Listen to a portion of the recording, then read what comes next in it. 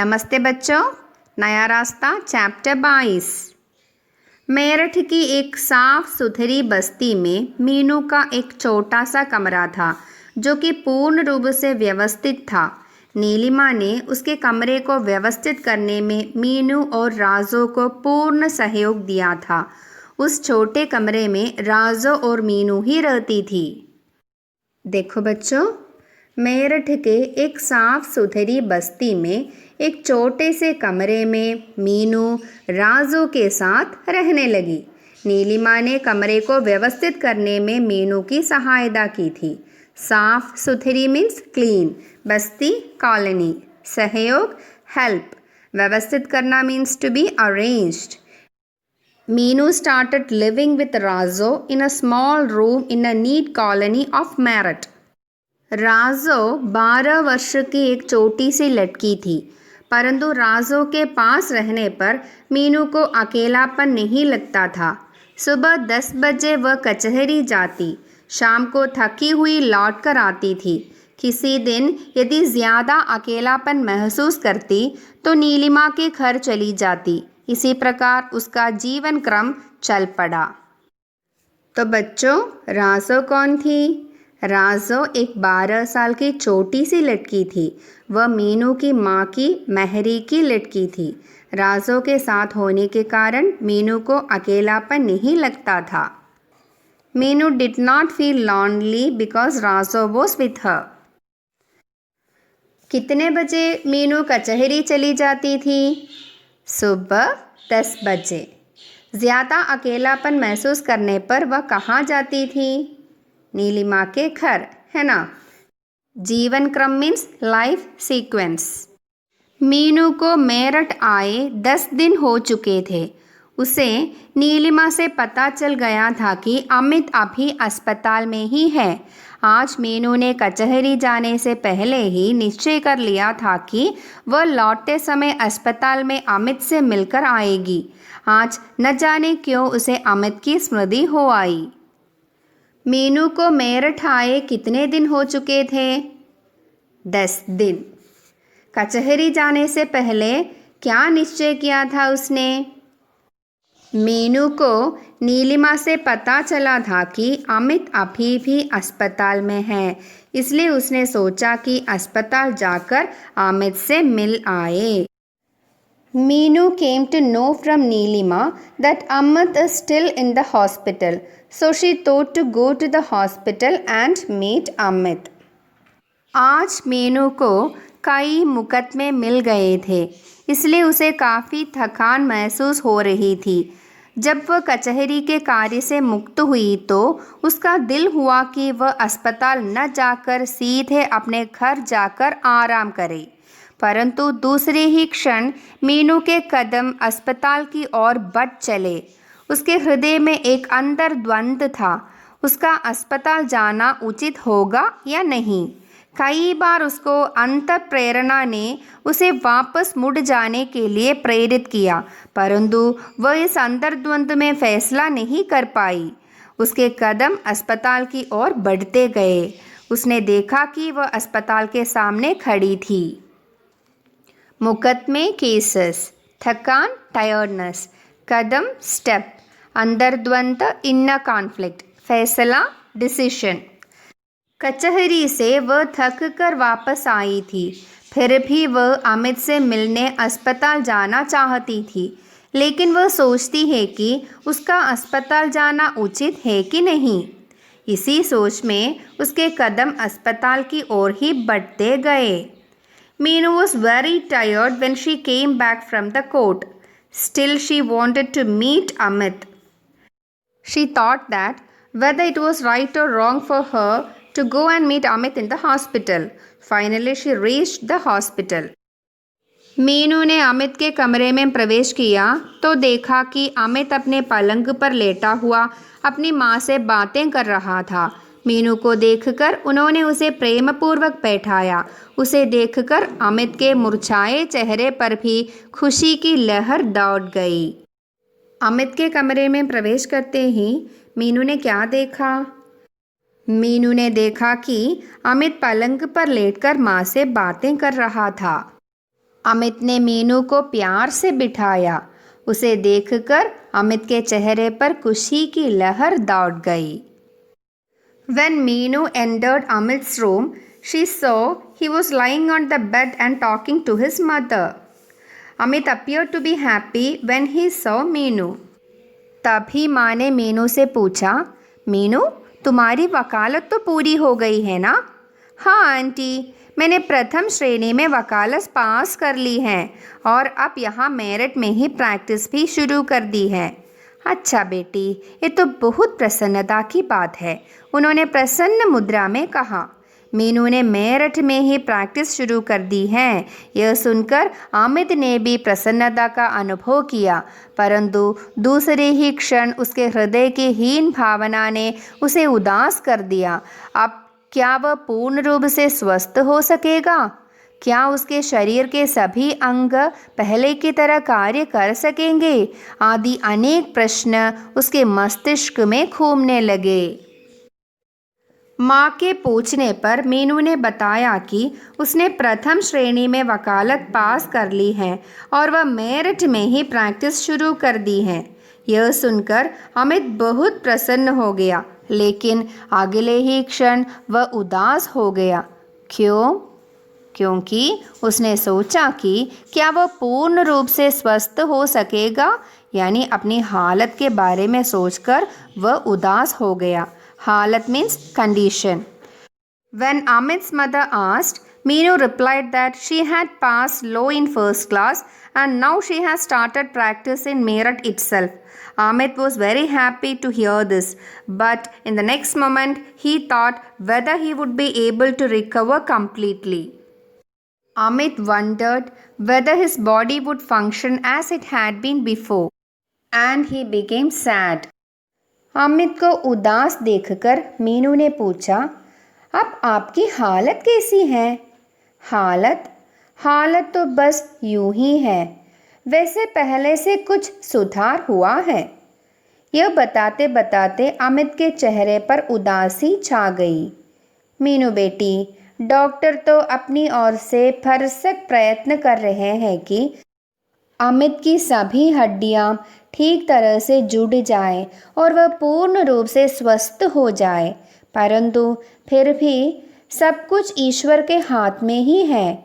इस समय तो इसे दवा और दुआ दोनों की आवश्यकता है। यह कहकर वह उदास हो गई।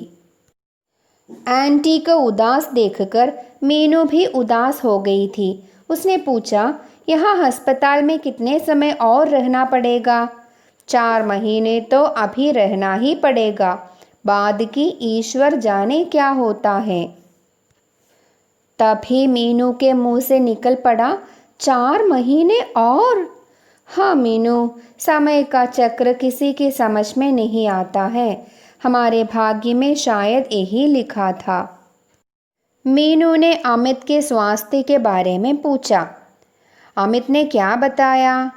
अमित ने बताया कि पहले से कुछ सुधार है।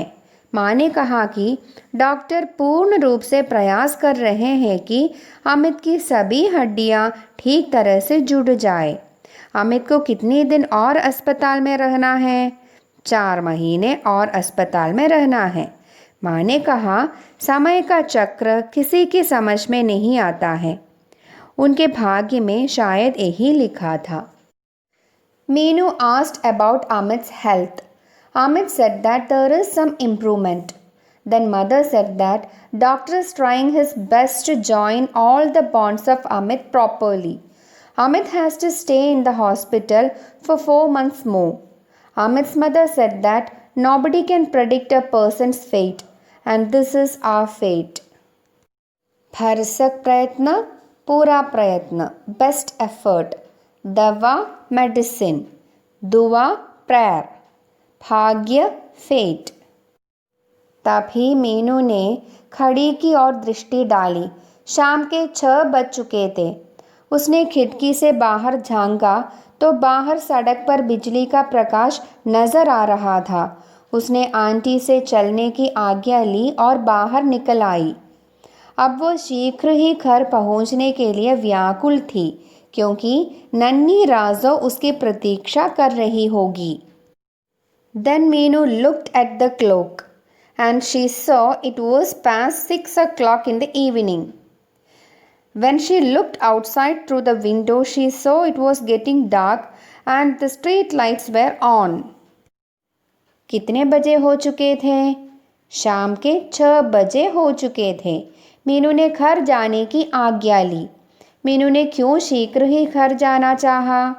क्योंकि नन्ही रासो उसकी प्रतीक्षा कर रही होगी। Meenu wanted to go home soon as little Razo must have been waiting for her.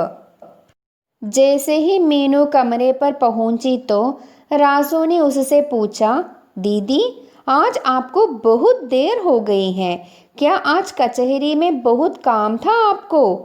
राजो की यह बात सुनकर मीनू को क्रोध भी आया कि यह नन्ही बच्ची कौन होती है उसकी ये सब बातें पूछने वाली। दूसरे ही क्षण उसे ध्यान आया कि यही राजो ही तो इस समय उसका एकमात्र सहारा है। यदि राजो न होती तो क्या वह अकेली यहाँ रह सकती थी? तो बच्चों, राजो ने मीनू से क्या पूछा? कमरे में पहुंचने पर राजो ने उसकी देरी का कारण पूछा। तब मीनू को कैसा लगा? राजो की बात पर मीनू को क्रोध आया। उसने क्या सोचा? मीनू ने सोचा कि वह नन्ही सी बच्ची कौन होती है उससे ये सब बात पूछने वाली। लेकिन अगले क्षण उसे याद आया कि राजो ही है इस समय उसका एकमात्र सहारा। On reaching home, Raso asked why she was late. Meenu got angry at her words. She thought that who was that little girl to ask such questions to her? But the next moment she thought that she is her only support here. एकमात्र सहारा, sole support.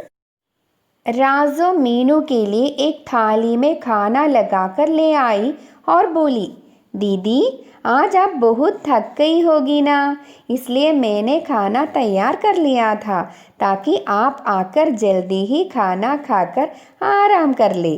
राजो की इस बात में कितने अपनेपन का एहसास था। तभी मीनू बोल पड़ी, राजो तुम मेरा बहुत ध्यान रखती हो। दीदी यदि मैं आपका ध्यान नहीं रखूंगी तो इस परदेश में आपका कौन ध्यान रखेगा? अच्छा राजो, तुम भी अपना खाना ले आओ, आज हम दोनों साथ साथ बैठकर खाना खाएंगे, मीनू ने राजो से कहा। राजो भी दूसरी थाली में अपना खाना ले आई। दोनों ने खाना खाया। राजो मीनू के लिए खाना लगाकर ले आई और बोली, आज मीनू बहुत थक गई होगी, इसलिए उसने मीनू के लिए खाना तैयार कर लिया था ताकि मीनू आकर जल्दी ही खाना खाकर आराम कर ले। राजो के स्नेह और अपनेपन को देखकर मीनू ने राजो को अपने साथ खाना खाने के लिए कहा। राजो brought food for Meenu and said that today Meenu must be very tired.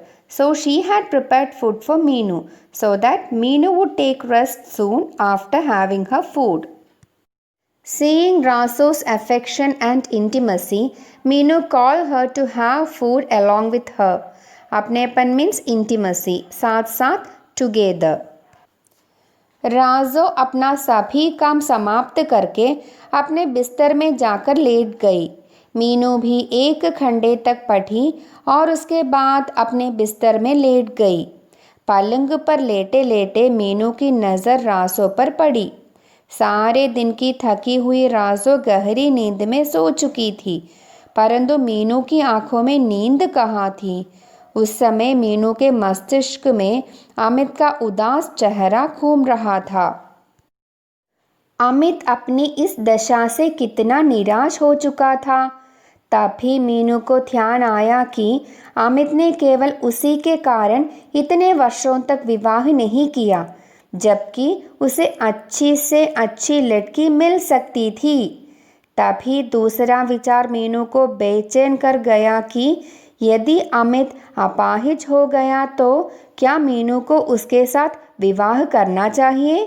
परंतु यह एक्सीडेंट विवाह के बाद भी तो हो सकता था।